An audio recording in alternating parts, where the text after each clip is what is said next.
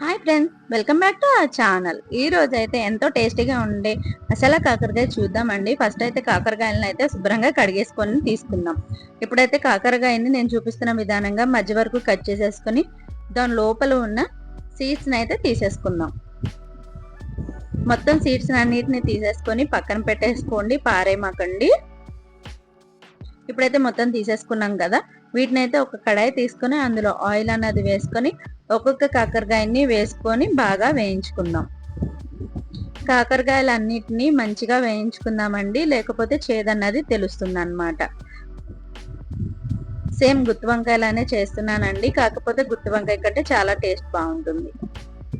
ఇప్పుడైతే కాకరకాయలన్నీ చూసారా ఎంత చక్కగా వేగిపోయినాయి. ఇలా వేగిపోతే సరిపోతుంది. ఇప్పుడైతే అదే ప్యాన్ లో కొంచెం ఆయిల్ వేసుకొని దీనికి స్టఫింగ్ ప్రిపేర్ చేసుకుందామండి. పచ్చెనగపప్పు ఇంకా మినపప్పును కూడా వేసుకొని ఒక ఉల్లిపాయను కట్ చేసుకొని పెద్దగా వేయించుకుందాము. అదే ఒక స్పూను జీలకర్రను కూడా వేసి వేయించుకుందాం. ఇందాకైతే తీసేసాం కదండి సీడ్స్ని, కాకరకాయ సీడ్స్ని, వాటిని కూడా వేసి వేయించుకుందాం. ఒక 5 నుంచి 6 వెల్లుల్లిపాయలను కూడా వేసి బాగా వేయించుకుందాము. ఇప్పుడైతే బాగా వేయించేసుకొని ఇందులో కొంచెం చింతపండును కూడా వేసుకుందాము.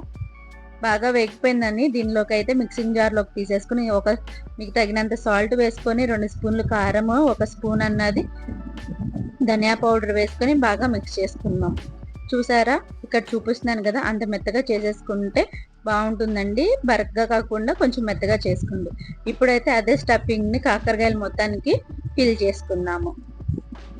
ఇక్కడ నేను చూపిస్తున్నాను కదా, అదే విధంగా మొత్తం కాకరకాయలు అన్నిటిని ఫిల్ చేసేసుకుందామండి. ఇప్పుడైతే మొత్తం ఫిల్ చేసేసాం కాబట్టి ఒక కడాయి పెట్టుకొని అందులో కొంచెం ఆయిల్ వేసేసుకొని మనం స్టఫింగ్ పెట్టుకున్న కాకరకాయలు అన్నిటిని ఒక్కొక్కటిగా వేసేసుకుందాం.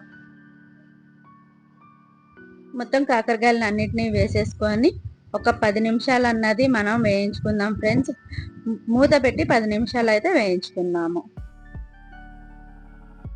10 నిమిషాల తర్వాత ఇప్పుడైతే మూత తీసి చూస్తే ఎంతో టేస్టీగా ఉండే కాకరకాయ ఫ్రై రెడీ అండి. Thank you for watching. ఇప్పుడైతే మీరు సబ్స్క్రైబ్ చేసుకోండి నా ఛానల్ని. మరొక వీడియోతో కలుద్దాం.